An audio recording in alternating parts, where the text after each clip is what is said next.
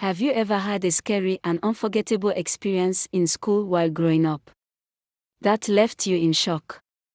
Well, watch this fascinating story of little Adesuwa. Adesuwa was just a 5-year-old girl. It was a sunny day in their small village, a place where everyone knew each other and where nothing unusual ever happened until that day. Adesuwa was in nursery 2 at the village-only primary school, St. Mary Nursery and Primary School. The children were lively and cheerful, their laughter often echoing through the small and colorful classrooms. But Adesuwa was different. She had always been a quiet child, often playing alone or sitting by herself while lost in her own world. Her parents, Adewale and Funmi, never thought much of it. "She's just shy," Funmi would say whenever neighbors commented on how quiet and withdrawn Adesuwa is. Adewale would smile and agree, brushing it off as a phase she would grow out of. But on that fateful day, the school's principal, Mrs. Oputu, called Adesuwa's parents to the school. The urgency in her voice had made Adewale and Funmi's hearts race with worry. They couldn't figure out what their little girl could have done that requires such an urgent call. When they arrived, they were led to the principal's office. Mrs. Oputu, a stern woman, sat behind her desk. Her face had a serious expression. Sitting in a corner of the room, looking small and frightened, was Adesuwa.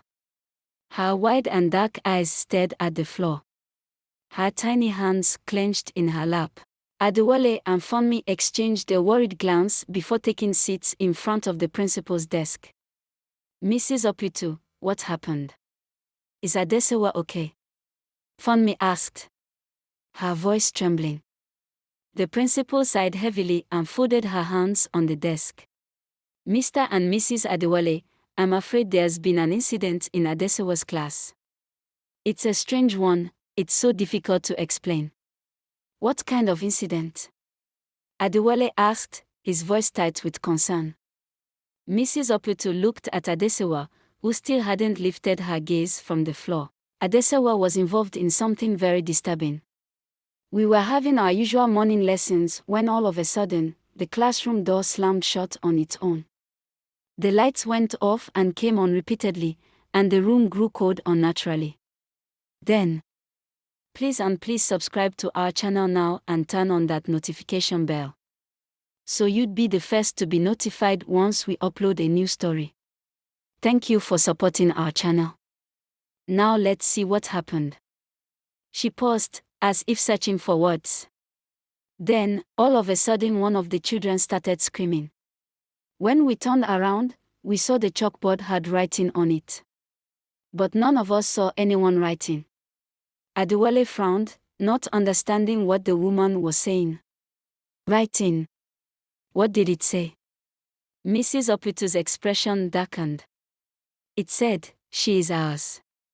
And the chalk was writing by itself, moving as if an invisible hand was guiding it. The children were terrified and their teacher, Mrs. Okon, was shocked. But that wasn't the worst of it. The principal took a deep breath before continuing. "When Mrs. Okon tried to take the chalk away, the chalkboard shattered into pieces. The pieces flew across the classroom and we were lucky no child was seriously hurt.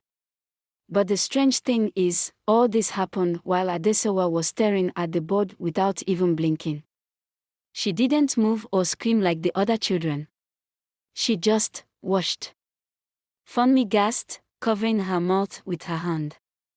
"No, that's not possible. Adesuwa cannot be involved in such unimaginable act, she's just an innocent child."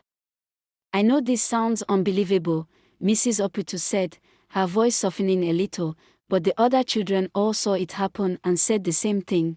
They felt a presence in the room, something dark and cold. And it seemed to be centered around Adesuwa. Adewale's face was pale, and he struggled to find his voice. "What are you saying?" "That our daughter is, what, possessed?" "I don't know," the principal replied, shaking her head. "But I do know that this is not something we can ignore. For the safety of the other children and for Adesuwa's own well-being, I think it's best if she stays home for a while. Until you figure out what's going on. Funmi looked at Adesuwa, who still hadn't said a word. She reached out and gently touched her daughter's hand. My daughter, did something happen in class today? Did you see anything? Adesuwa finally lifted her gaze, her eyes meeting her mother's. They were filled with a deep, unsettling sadness. I didn't mean to, Mommy, she whispered, her voice trembling. I didn't mean to make them mad. Find out what was after Adesuwa, and what really made her their target in part 2. Please don't forget to hit that subscribe button and like if you enjoyed the story. Thank you for watching.